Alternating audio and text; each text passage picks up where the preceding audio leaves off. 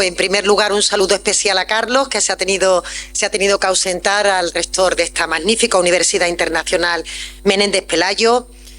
Querido amigo José Félix, presidente del SI, también, no sé si lo saben, de la Fundación Sistema, que es una fundación que intenta promover el pensamiento, socializar el conocimiento, en definitiva, honrar a la parte que yo diría más noble de la persona, del ser humano.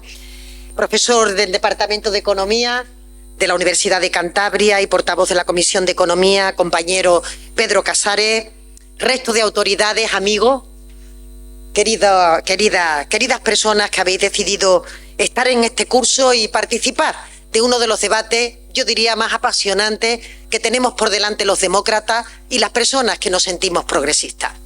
Una alegría siempre volver a esta ciudad de Santander, luminosa, aunque hoy esté un poquito nublada, acogedora, una ciudad en la que, como decía el rector, me siento casi como en casa. Da gusto venir aquí a poder compartir y poder escuchar algunos de los pensamientos más innovadores. Y además hacerlo en uno de los cursos de verano, que, como decía, siempre es un estímulo para aquellos que tenemos responsabilidades públicas de cualquier tipo, de cualquier índole. Decía a la entrada, es casi una obligación el tener que venir a compartir lo que durante el año hemos podido concluir, hemos aprendido, o simplemente nos ha suscitado dudas que nos gustaría, ¿no?, entre todos poder aclararlas y al menos que nos sirvieran de inspiración para el pensamiento, para la reflexión, para un debate sosegado tan necesario en esta política vertiginosa que estamos asistiendo y protagonizando cada día, en la que se superponen titulares sobre titulares, a veces demasiado en la espuma, sin capacidad pedagógica de definir las políticas y de explicarlas y de ser capaces de capilarizarlas. Y es muy importante que las sociedades encontremos entornos tranquilos, sosegados, donde podamos darnos motivos, darnos argumentos para el encuentro, para el diálogo y para la formulación de soluciones conjuntas. Esta parte que es tan fundamental en un mundo como el que tenemos. Y hoy se nos propone en este curso pues un debate, probablemente el que ha ocupado mayor parte de mi reflexión a lo largo de mi vida, desde diferentes perspectivas, que es la lucha contra la desigualdad, o me gusta llamarlo mejor, la garantía de la igualdad de oportunidades, la garantía de poner en marcha políticas que permitan que nadie se sienta excluido o que haya un colectivo, una persona que no tenga por parte de la sociedad los instrumentos necesarios para poder desarrollar un proyecto personal, un proyecto vital en la línea de su talento, de su capacidad o de su vocación. Un problema, el de la desigualdad, poliédrico, que es de enorme magnitud, con múltiples vectores que lo condicionan y además que se expresan en realidades muy distintas, como podemos ver en estos días. Por eso creo que es muy conveniente poner en valor también el trabajo fundamental que se desarrolla por parte del SI, de tu mano, José Félix, en estos últimos años, intentando trasladar datos, conocimiento científico que permitan un debate crítico basado en la racionalidad sobre cuestiones que son de interés. En el mundo que habitamos, sin datos, sin cifras contrastables que nos puedan permitir comparar y aprender de la experiencia de otros, llevarnos la nuestra también, pues sería imposible que una sociedad moderna pudiera avanzar. Así que quiero poner en valor este enorme trabajo complejo que significa la labor demoscópica, puesto que las encuestas nos tendrían que permitir captar dinámica de la sociedad en entornos que están definidos por una enorme incertidumbre y volatilidad. Una tarea en la que no siempre hay una competencia sana, unas reglas de juegos claras, porque de un tiempo a esta parte venimos observando proliferación de algunos sondeos, de algunas pseudoencuestas que tienen claramente un objetivo, si me permiten, performativo. Es decir, intentan generar estados de opinión a partir de publicaciones que no ofrecen ni transparencia ni metodología que permita contrastar la fiabilidad de sus pronósticos. Esa práctica ocultista contrasta, creo que de forma muy clara, con la transparencia que hace el SI, publicando datos brutos para que todo el mundo pueda analizar los datos y conformar su propia opinión. Un ejemplo es el último estudio, que imagino a lo largo del curso lo habéis podido desgranar, en el que el sí ha abundado sobre las desigualdades, tanto sociales como económicas, y donde yo he extraído interesantes conclusiones. Los españoles piensan que la mayor desigualdad en nuestro país se da entre ricos y pobres, con un 7,99 sobre 10, seguida de una desigualdad entre empresario y trabajador, con un 7,68, y entre inmigrantes y nacidos en España, con un 7,08 sobre 10. Igualmente, 9 de cada 10 encuestados creen que los gobiernos deben actuar para evitar que las desigualdades crezcan. Y esto último es sin duda una de las grandes preguntas, una de las grandes claves que rodea este asunto. Si existe, y esta es la pregunta, capacidad real por parte de los gobiernos de combatir la desigualdad a través de políticas públicas eficaces y transversales. Y para responder a esta pregunta debemos tener en cuenta una clave. La desigualdad es una decisión eminentemente política. Así lo defiende Thomas Piketty, en donde realmente plantea que el abordaje de la desigualdad es un tema que depende de la voluntad de los gobiernos, de las sociedades, en definitiva, que no es un hecho inevitable, sino que se puede corregir a partir de decisiones concretas. Y yo abundaría. El abordaje de la desigualdad caracteriza ideológicamente a los sistemas políticos. No es lo mismo una política que pretenda reducir la desigualdad que una política que promueva de facto la igualdad de oportunidades. Parece lo mismo, pero si me permiten el símil, no es lo mismo un sistema de beneficencia para un sistema sanitario que un sistema público, universal, para el conjunto de las personas y de los trabajadores, en donde no se distingue por razón de renta. No se trata de atender a los pobres, se trata de promover políticas que impidan la generación de bolsas de pobreza y que abunden en esa igualdad de oportunidades. De ahí que los gobiernos inspirados por una ideología neoliberal no tengan entre sus prioridades esta garantía de igualdad. Y ustedes se preguntarán, ¿por qué? ¿Es que se trata de que algunos son mejores frente a otros que son más malos? Yo diría que eso sería un abordaje simplista de este análisis. Creo que, en primer lugar, el neoliberalismo entiende que cuanto más igualitaria es una sociedad, menos libre es. Es decir, pone y confronta la igualdad o la desigualdad con la libertad. Dicho de otra manera, lo que es una falacia, ejercer la libertad para hacer algo implica tener la capacidad de poder hacerlo, implica tener la posibilidad de abordarlo. Y la desigualdad es claramente un freno para que muchas personas puedan desarrollarse y puedan evolucionar. Lo decía Pedro, cuando uno no tiene un techo bajo el que cobijarse, es muy difícil desarrollar el talento y formarse como persona.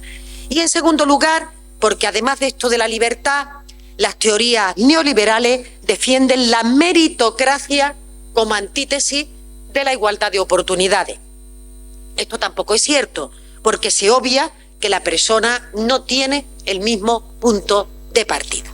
Un niño de una familia humilde tiene menos posibilidades de ascender socialmente porque la pobreza se hereda, porque el código postal donde vives importa y porque los ingresos de tus padres influyen en la que tendrán sus hijos e hijas. Por tanto, ese accidente de nacimiento, según el premio Nobel James Hinman, es determinante en la trayectoria vital de cada persona. Así que ni la libertad ni la meritocracia son excusas válidas para no avanzar en la igualdad de oportunidades. Por el contrario, los gobiernos anclados en la socialdemocracia defendemos que la desigualdad no es solo una grave injusticia social, sino que también es una clara ineficiencia económica. Contamos ya con muchísimas evidencias científicas de organismos internacionales que apuntan que las sociedades más igualitarias crecen más y crecen mejor. Son más sostenibles, porque en parte la clase media, que es la que genera la demanda interna, estimula el crecimiento y aporta con sus impuestos un estado social y de derechos vigoroso. Y añado una cuestión que me preocupa especialmente. Las sociedades con mayor presencia de desigualdad tienen también peores indicadores de satisfacción democrática.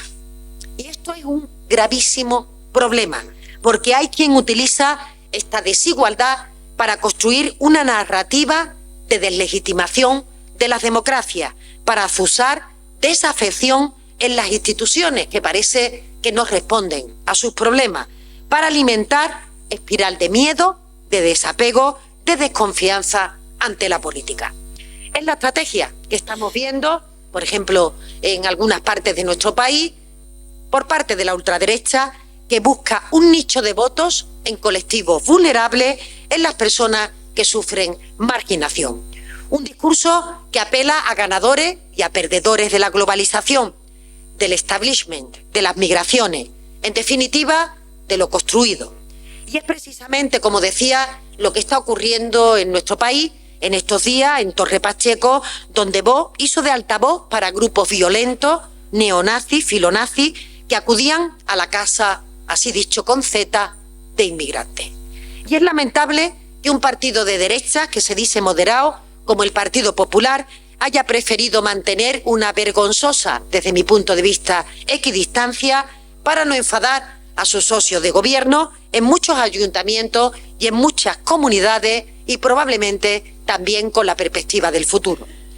A Vox no le importa la pobreza, la exclusión social o los desequilibrios sociales. Lo único que le interesa es exprimir la angustia de la gente en su carrera por los votos.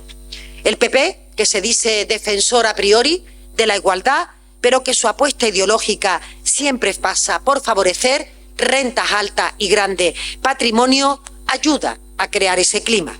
A pesar de que la curva del Laffer se ha demostrado una teoría errada desde hace ya bastantes años.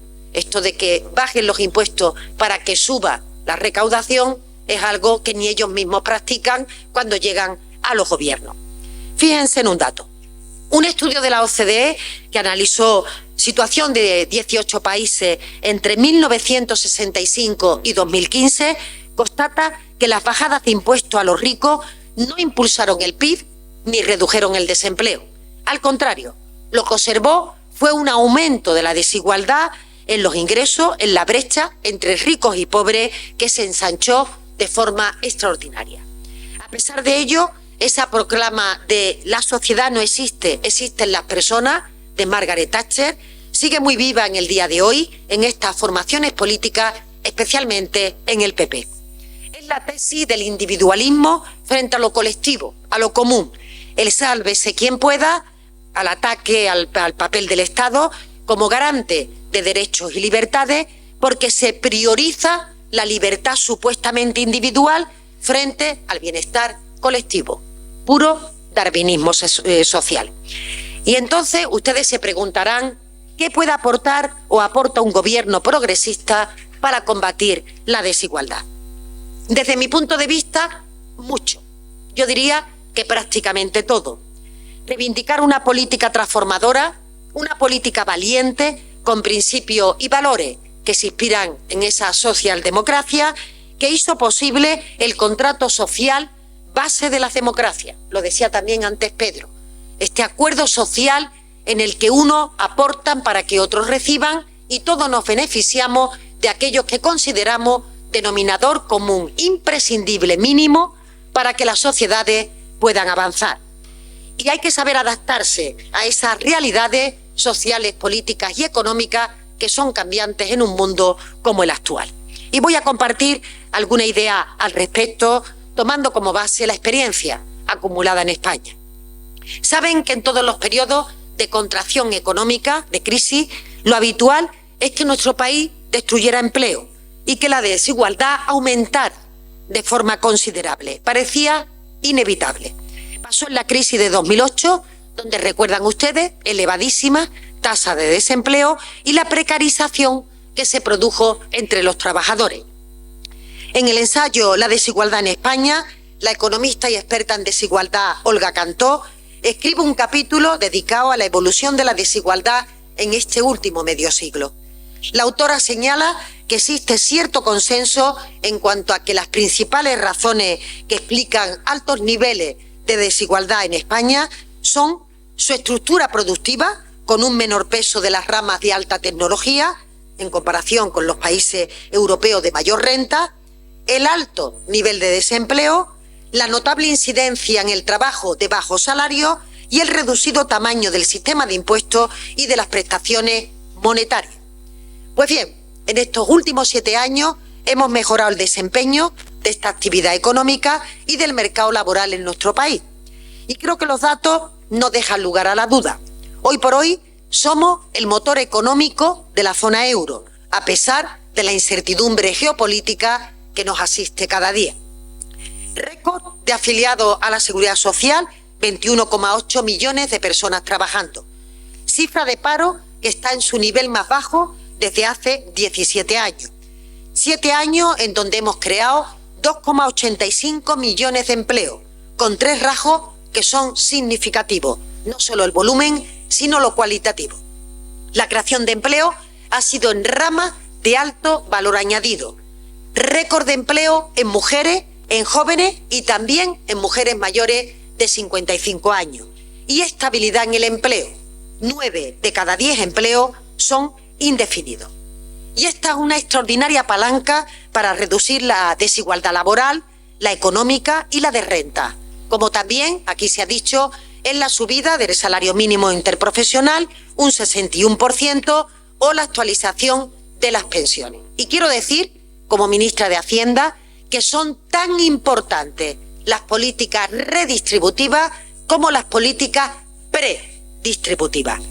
Estimular esa modernización, diversificación de la economía consigue proteger la renta de la familia, de la clase media, de la clase trabajadora, del tejido productivo y de los colectivos más vulnerables.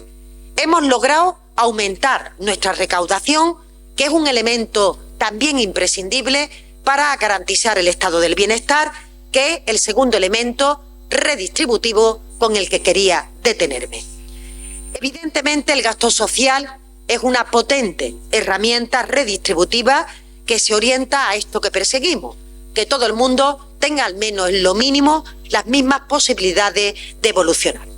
Pero también el estado del bienestar es una importante renta indirecta para los hogares, porque el hecho de que una familia no tenga que ahorrar dinero para la educación de sus hijos, por contar con educación pública, o para la sanidad, por contar con sanidad pública o atención a la dependencia, permite liberar estos recursos para el consumo y para otros fines.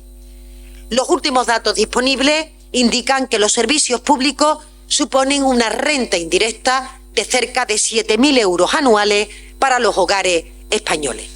Y en estos 7 años hemos dado la vuelta a la política de recorte que se había aplicado por parte del anterior Ejecutivo en estos servicios públicos. Y somos conscientes de que las necesidades siempre son superiores a las disponibilidades presupuestarias, pero creo que es de recibo reconocer el esfuerzo que hemos realizado para blindar, para reforzar el estado del bienestar. Una manera de hacerlo es practicando una política fiscal seria, responsable, que garantice la sostenibilidad de las cuentas públicas en términos de nuestros compromisos con Europa. Así que estamos bajando de forma clara las ratios de deuda, también de déficit, incluso por encima de nuestras propias previsiones, sin poner en cuestión el estado del bienestar. Todo lo contrario. Y la otra fórmula es impulsando una fiscalidad justa, recuperando una progresividad que se había erosionado en el sistema tributario e incorporando nuevos tributos dirigidos a que las rentas más altas, los grandes patrimonios, contribuyan más en función de su capacidad. Y suele decirse que nuestro sistema fiscal redistribuye poco en comparación con otros países. Este es un clásico de la caracterización del sistema fiscal español. Y es cierto que tenemos aún recorrido para homologarnos en solidaridad fiscal, como hacen el resto de países europeos. Pero me gustaría aquí señalar 2 estudios. Uno de FEDEA, que apunta que en términos redistributivos La intervención pública con el conjunto de impuestos y prestaciones redujo la desigualdad un 32,5% en la renta de mercado de los hogares de España en 2022, un dato que me parece muy significativo, en donde las prestaciones monetarias, se señala, fueron responsables de un 72% de esta reducción, los impuestos de un 2,8% y las prestaciones en especie del 25,2% restante. Y otro estudio, el de la Red de Lucha contra la Pobreza y la Exclusión Social, con datos de encuestas de condiciones de vida. Según el informe, el estado del bienestar evitó que 11,1 millones de personas, repito, 11,1 millones de personas entrasen en pobreza en nuestro país en el año 2024. Sin las transferencias del Estado, incluidas las pensiones, la tasa de pobreza sería más del doble y 2,6 millones de personas estarían en situación de pobreza severa. Y dentro de estas transferencias que hacemos las administraciones públicas, se analizan en este informe las que son ayudas por familia e hijos, la vivienda, los estudios, las prestaciones por desempleo, la vejez, la supervivencia, la enfermedad, la invalidez, la garantía de renta, tanto en el ingreso mínimo vital como en el de la renta autonómica. Todo ello, prestaciones llamadas monetarias que permiten paliar esa situación de partida. Y por cierto, se da la paradoja de que mientras que el Gobierno de España hizo una gran apuesta por desarrollar el ingreso mínimo vital, con un coste en nuestro país que ya roza los 5.000 millones de euros anuales que empleamos en esta política, algunas comunidades han retirado sus rentas mínimas de inserción en vez de complementar esta nueva prestación que parte del Gobierno de España. Así que yo les diría que queda un largo camino por recorrer para seguir reduciendo este nivel de pobreza y de desigualdad, especialmente en tres ámbitos. El primero, la pobreza infantil. Medidas que son esenciales como el ingreso mínimo vital, el complemento también por el nacimiento de hijos que tenemos incorporado, el llamado sistema CAPI, las rebajas fiscales que se asocian también a tener hijos y tener personas en edades escolares, la educación infantil entre 0 a 3 años, probablemente una de las medidas más eficaces para romper ese accidente de nacimiento, como les decía antes. Pobreza infantil en primer lugar. En segundo lugar, numerosas brechas que viven las mujeres a nivel laboral o a nivel económico. Nacer mujer ha sido históricamente un determinante para contar con menores ingresos, para empleos más precarios o para pensiones más bajas. Y es algo que estamos corrigiendo desde una estrategia que sitúa la igualdad como el eje de todas las actuaciones. Pobreza infantil, mujeres y, en tercer lugar, lo que se ha convertido en el principal problema de la sociedad española, que es el acceso a la vivienda asequible. Hoy, para millones de jóvenes, poder emanciparse y formar una familia se ha visto como algo imposible, algo en que todas las administraciones tenemos que trabajar juntas, porque el perfil de la pobreza, el riesgo de sufrir desigualdad, está basculando desde los mayores a los jóvenes. Y con esto lo que quiero decir es que o ponemos atención y dedicamos recursos a la capacidad que tienen las personas que están mejor preparadas de nuestra historia, como son nuestros jóvenes, y que tienen que protagonizar el futuro, y ojalá esa rienda la cojan pronto, o perderemos desde luego el enorme potencial que tenemos como sociedad para que se aporte por parte de estos jóvenes todo lo que puedan aportar al diseño de la sociedad actual y de la futura. Probablemente este Ejecutivo sea el que está poniendo encima de la mesa mayores instrumentos para la oportunidad de los jóvenes: educación pública, formación profesional de calidad y prestigiada, becas, acceso a la vivienda, a la movilidad sostenible o a la cultura. Y para hacer posible esa política, cómo no, necesitamos una fiscalidad justa. Y yo no le voy a aburrir con todas las iniciativas que hemos aprobado en estos años, pero me gustaría recordar que hemos bajado impuestos a la mayoría de los españoles cuando han venido situaciones como las consecuencias económicas derivadas de la invasión de Ucrania. La mayor rebaja del IVA en productos energéticos, luz y gas, y de alimentación de la historia, lo ha protagonizado este gobierno.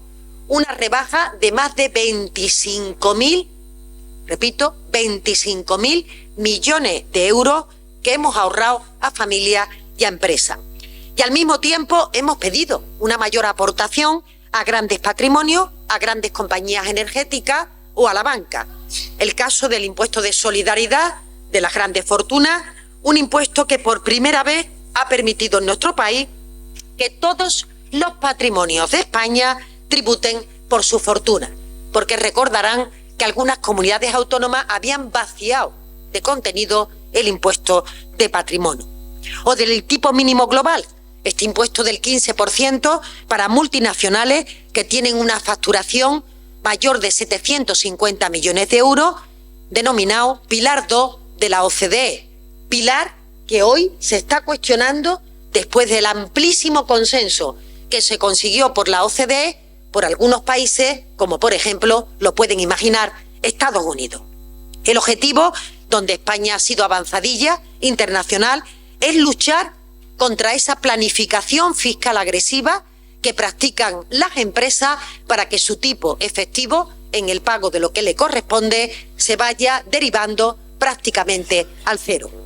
Igualmente, pusimos en marcha el impuesto a las energéticas, un impuesto a las entidades financieras que está en vigor y que está renovado y que registran estas dos áreas de actividad beneficios récord y tienen que contribuir, por tanto, con un mayor esfuerzo fiscal. Igualmente, podríamos hablar del impuesto sobre transacciones financieras o sobre determinados servicios digitales, que son iniciativas de lo que yo he llamado fiscalidad del siglo XXI. Es decir, tenemos que adaptar el marco tributario a una nueva realidad de la economía globalizada, una realidad que no entiende de fronteras, y tenemos un sistema fiscal analógico para una sociedad digital en donde se expresa las diferentes áreas de actividad de forma muy distinta a cómo se hacía en el pasado. Precisamente, y con ello termino, hace una semana celebramos en Sevilla una importante conferencia de la ONU que se centró en la financiación para el desarrollo. Un encuentro en los que los países pusimos sobre la mesa una honda preocupación por el momento convulso que vivimos. Algunos países están retirando esas ayudas al desarrollo, pero también compartimos la esperanza de encontrar soluciones compartidas desde el respeto a los derechos humanos y a los consensos que se fundamentan en vías multilaterales. En esa cumbre debatimos una iniciativa que hemos impulsado conjuntamente España y Brasil, que busca una mayor tributación de los grandes patrimonios, de los denominados superricos, para permitir una redistribución de la riqueza no solamente a nivel de cada país, sino en el conjunto del planeta, combatiendo la desigualdad global. Partimos no de la nada, de trabajos muy serios que ya se abordaron en la reunión del G20, que se celebró en noviembre del pasado año en Río de Janeiro, donde alcanzamos un acuerdo histórico para cooperar en la implementación de esta agenda tributaria de las personas de alto patrimonio. Sabemos que en las últimas décadas ha habido una concentración de la riqueza y un aumento muy importante de las mismas en pocas manos y en pocas empresas. La distribución del ingreso y la riqueza se ha vuelto más desigual en buena parte del mundo. De hecho, calculamos que actualmente el 1% más rico del mundo posee más riqueza que el 95% de la humanidad. Una cifra que debería de avergonzarnos a todos y todas. Y entendemos que esto no es admisible. No es admisible que un pequeño número de personas concentre la mayor parte de la riqueza del mundo mientras las desigualdades siguen creciendo. Y que estos grandes patrimonios disfruten a menudo de tasas impositivas efectivas más bajas que lo que pagan en impuestos los trabajadores o la mayoría de los ciudadanos. Tampoco es admisible que esos niveles de concentración de riqueza le permitan influir en las políticas públicas para moldearlas al servicio de sus intereses, especialmente sangrantes, como decía, en Estados Unidos.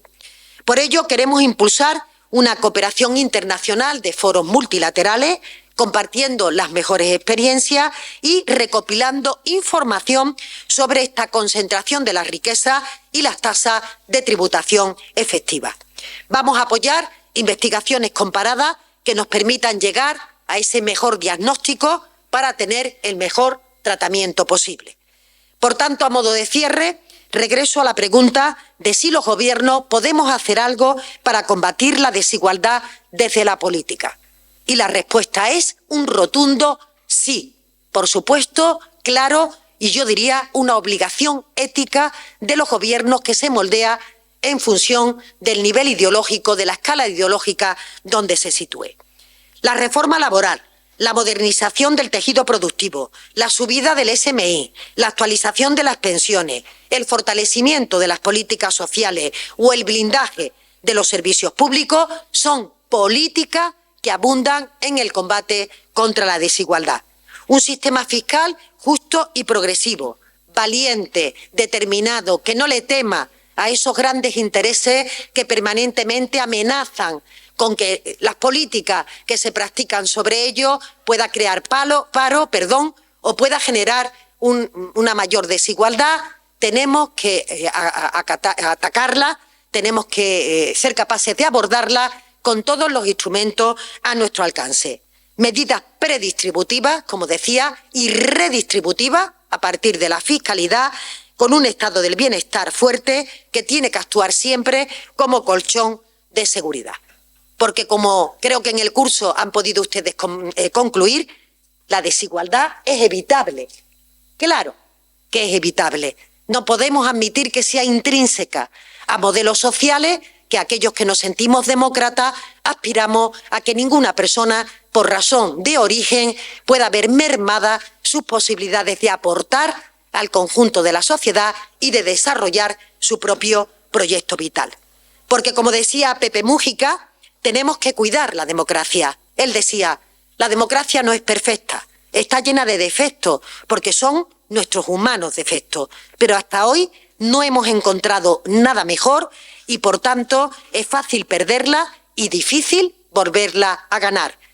Yo quiero terminar esta intervención con esa apelación a proteger la democracia, al cuidado colectivo y esperando, como no, como siempre, que el año que viene pueda estar nuevamente con vosotros compartiendo reflexiones, pensamientos, enriqueciéndonos mutuamente, que es como se construye sociedad, e intentando que cada uno, desde su nivel, desde su parcela, contribuya para que este mundo, esta sociedad a la que aspiramos, sea cada día más justa, más igualitaria y en donde cada persona se sienta importante, sienta que todos los demás nos ocupamos de ella, sobre todo de las personas vulnerables, ¿por qué no decirlo?, de las personas pobres. Necesitan de nuestra voz, necesitan de nuestro impulso y estamos convencidos que las sociedades económicamente fuertes son aquellas que no dejan a nadie atrás, que permite incorporar a todos y a todas